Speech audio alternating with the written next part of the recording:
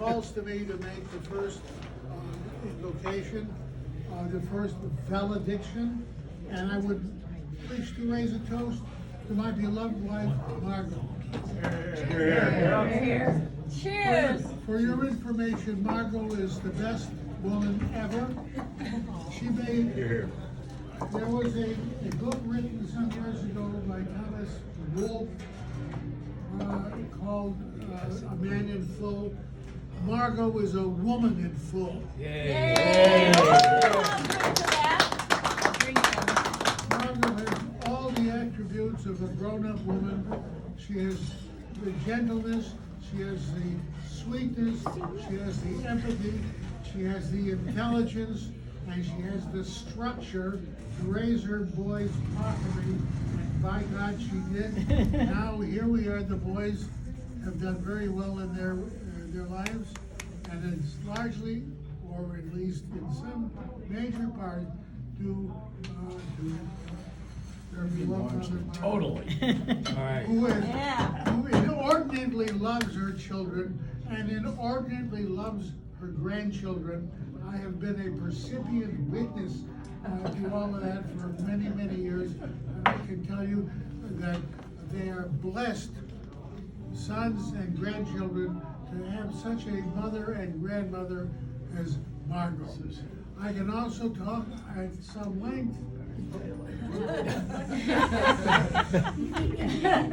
All right. I can talk at some length about her professional career, which would be different. Most of you don't know her in that regard, but Margo was a talented administrator. She hated it, as it happens, administration, but she had the genius based on her capacity to respond appropriately to people, to pick out the good ones who she hired and the bad ones who she sent down into the nether region. But largely because of her ability to select good staff, we had unquestionably the best psychiatric service in Los Angeles, and I would attribute that largely to Margo, unknown to most of you who didn't understand that she did what she did with such skill and such ability to assess the people. She knew the good ones and she knew the bad ones. She hired the good ones and prevented the bad ones, and that's why we had such a good psychiatric service all these years. I would like to talk about my personal relationship with Margo, but you're not interested in that. Tell us more. And as to her relationship with her family, standing in line after me will be a number of recipient witnesses to the good service that she's done over the years for the benefit of her children and grandchildren. So I raise a glass in honor of my beloved wife, Margo, the most beautiful, the smartest woman I have ever met, and the one who has kept me in line better than anybody else in my life since my mother. That's a big toast. I won't, not so much. With apologies to the late, great Jonathan Larson. 26,300,000 minutes. 26,300,000 moments so dear. 26,300,000 minutes. How do you measure a friendship of almost 50 years? I met Margo. Ben, how old are you? 5. How old? Oh, how old am I now? Yeah. 53. 53. Yeah. Work with me on this. So 48 years ago. Work with me on this. I met Margo when Ben and I were in the same class at the Merman School. She was the mom we all admired. Ben and I did so well together that they put us in the same second grade together. But Ben went on to third grade, and I was retained and ended up later in a class with Dan. Anyhow, that's how our friendship started. I don't think there have been any major life events that we haven't shared in those years. Now you might ask what makes for a friendship of this duration. Well, you might think that we have similar likes and dislikes, strengths and weaknesses. But we're a mismatch. Her strengths match my weaknesses and vice versa. For instance, I don't think there's any document of importance that I've written in the last many decades that I haven't asked Margo to edit. Without exception, she's made them better, more coherent and eloquent.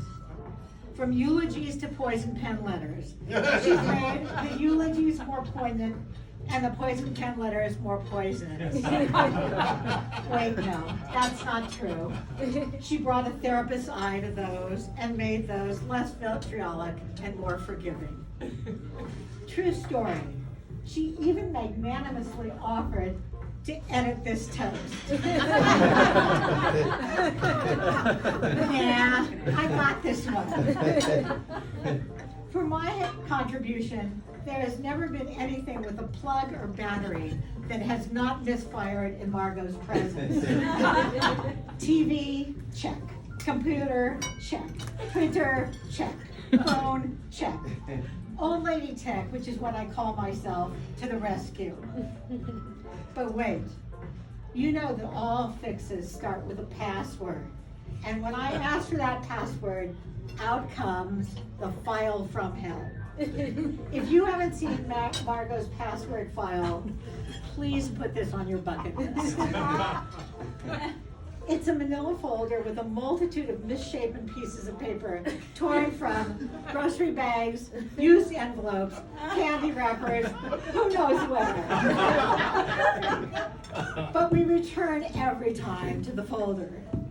Do we ever find the password that we're looking for?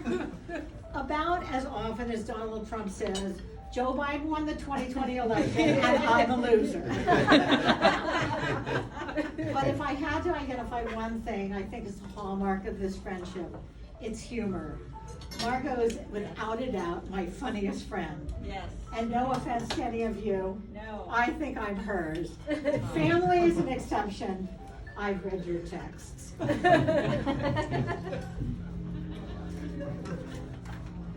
I want to close with this example. Margo and I have been in search of the perfect haircut in Los Angeles for decades. I know. Over the years, one of us would find someone and frantically call to loop the other in. To say this has not been an overwhelming success is an understatement.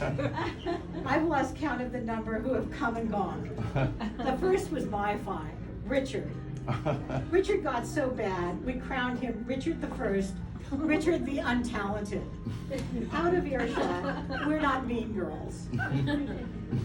He was replaced by Margo's find, a woman so obsessed with how fluffy our hair was that she peppered her speeches to us with every third word about volume.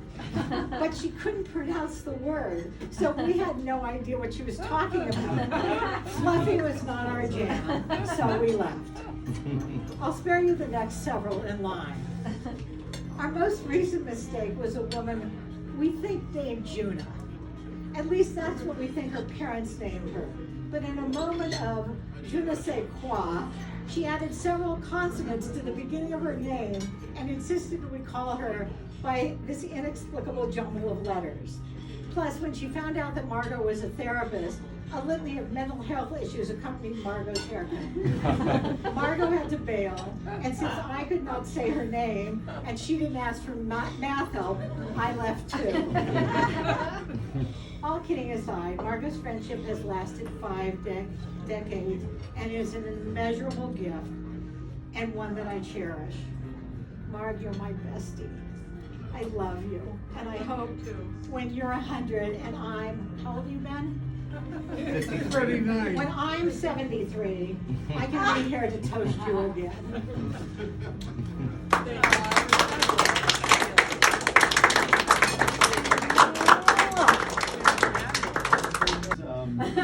You know, my mom actually wanted everybody to sing at this party.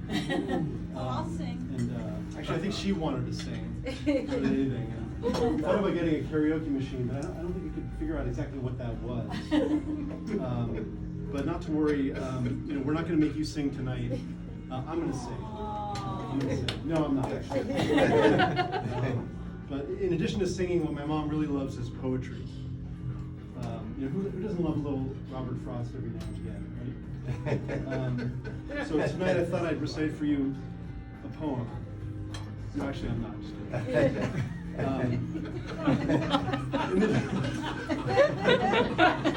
But in addition to singing and poetry, what my mom really loves, truly loves, is worrying.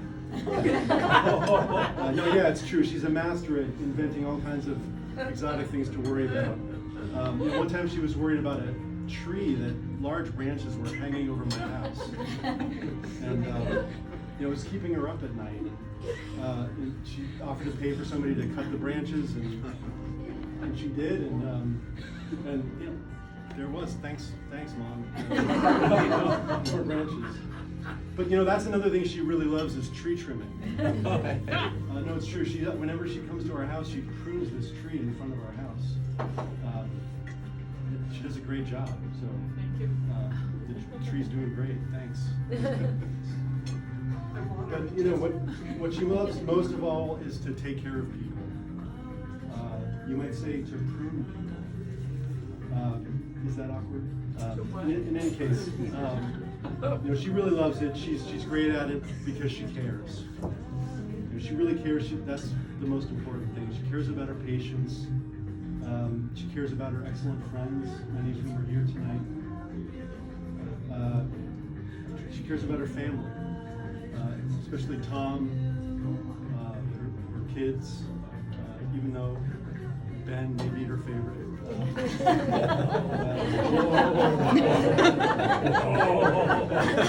And she cares most of all really about her grandkids. I mean, look at this bunch over here, a bunch of real charmers. Especially that kid Teddy. I mean, get out of here, real charmer that kid. So anyway, look it. Here's to you, Mom. Happy birthday. We love you. Cheers. Cheers. We're here to celebrate my mom turning 80 years old. What? I know. I thought she was only 39. And I know what you all are thinking. How can Margo be 80? Not only does she look 20 years younger than that, but she's as sharp and funny as ever. What is her secret? Well, that's the good news. Having observed her at close range for over 50 years, I know all of her secrets. And tonight, since you were kind enough to come to this celebration, I'm gonna share them with you. So here now are Margo's 5 secrets to eternal youth. This is good shit, pay attention.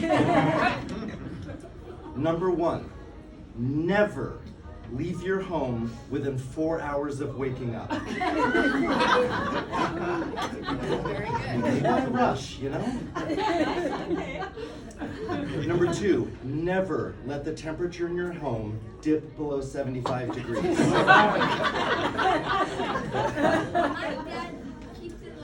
Number 3, medications must be swallowed with orange juice, never water. Number 4, never eat a bowl containing only one type of cereal. Your cereal bowl should contain at least 2 and preferably 3 brands of cereal. 5th and most important, sing. You should spend at least 2 hours a day singing. Now I know what you're thinking. What if I don't know the words? Well, this is the genius of the Margovian school of vocalization. You don't need to know the words. For every syllable in the song, simply sing the sound ha. For example, let's say Hey Jude comes on the radio. You really want to join Paul and the gang, but you don't remember the lyrics. No problem. Ha ha ha ha. Presto, you're singing along. In all seriousness, I do think that the act of singing gets at something essential about why we all love my mom. Singing is a way she expresses joy and celebrates being alive. Have you ever noticed that my mom is never a bummer? No one has ever spent time with Margo and said afterwards, what a buzzkill. It's the opposite. Spending time with my mom makes you feel better. It's no wonder that she's devoted her career to healing. So Mom, happy birthday and keep on singing. For whipping the audience into a frenzy. Class.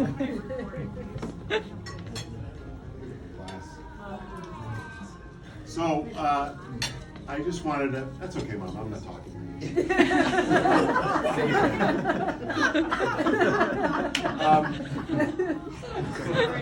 No, I know, you asked them to sit next to you, and I get it. No worries there.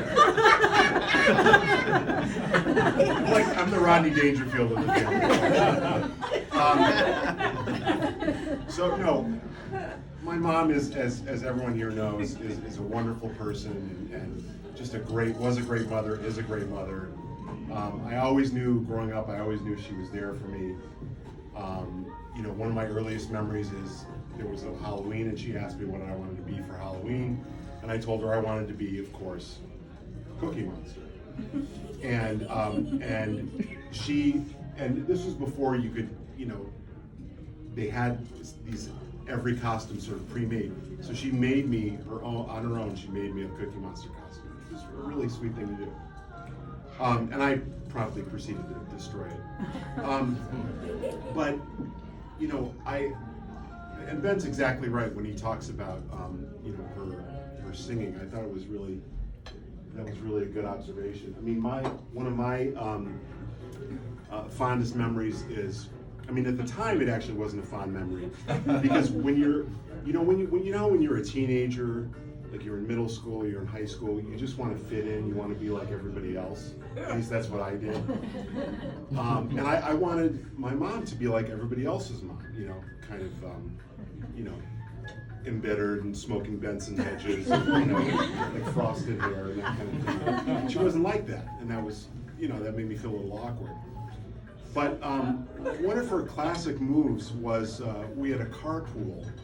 I was probably in like 7th or 8th grade, and she's driving a group of, you know, 11, 12, 13-year-old boys home, and we're on the freeway, and, you know, a song comes on the radio, and let's say it's you know, Linda Ronstadt, or an Eagles song, or a Jackson Browne song, and I mean, God forbid she should let the opportunity pass to give a really, really solid rendition of Blue Bayou. And, you know, or let's say, you know, the Fleetwood Mac song Dreams comes on, or something like that, you know. And so you've got these kids, I'm sitting in the front seat kind of like this. And then you've got these like 3 or 4 boys lined up sardine style in the back. And all of a sudden my mom starts going, thunder only happens when it's raining. Players only laugh. And I'm sitting there just going, and the boys in the back are just elbowing each other going, and my mom couldn't have cared less. You know, now in retrospect, I see how cool that is. Like, if you want to sing, who gives a shit what other people think? You know, especially these snot-nosed punks that you're schlepping around home from, you know, baseball practice or something. But, you know, at the time it was a little intense. But, no, truly though, my mom always had a great ability, I think, you know, certainly to make me feel better about myself. Like, I remember one time, and Mom, this is going to probably embarrass you a little bit, but I remember this very, very well. I know that you've always been a very healthy, healthful person, and you were never a smoker, but I remember one time, I was probably around 10 years old when I saw you smoking a cigarette, and so it was right, I'll never forget this, it was right around Christmas time, and so I was with some babysitter, and I can't remember who. This is a false memory. No, it's not. It's really not. And she said, well, why don't we, sort of shortly thereafter, she said, why don't we go, and we're gonna go to the store and you can get your mom a Christmas present. And so we went to the store, and I got I bought you a cigarette dispenser. What? A cigarette dispenser. It was this like schlocky thing they were advertising on television. Cigarette dispenser, remember this? And I bought it for you, and then when I gave it to you on Christmas Day, when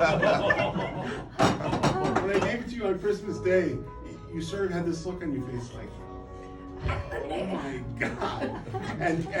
But to your credit, you said, you know, you were very sweet. You said, thank you, honey. You know, I don't smoke, but thank you very much. Which I thought was a very nice thing to do.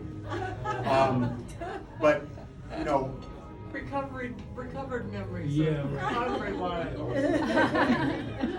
listen, but, no, truly, the singing stuff notwithstanding,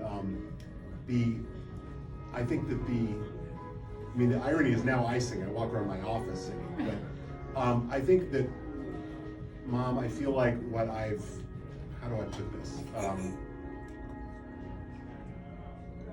The things I most admire about you, and I think that, and I like to think that I've at least inherited them partly, is you know, your ability to, your compassion and your ability to feel empathy for people. And that's, I think, truly the most impressive. Impressive is almost too pale a word, but the most impressive thing about you. And I can only hope to, you know, emulate that. And also you have a lot of courage. If you see something that you don't think is right, you speak up. And I think that's really important, and I like to think that I've learned that and have tried to practice it. If you see something you don't think is right, you don't just let it go. You say what you let it be known. So anyway, happy birthday. I love you. Thank You're the you. greatest. Thank you so And much. thunder only happens when it's raining.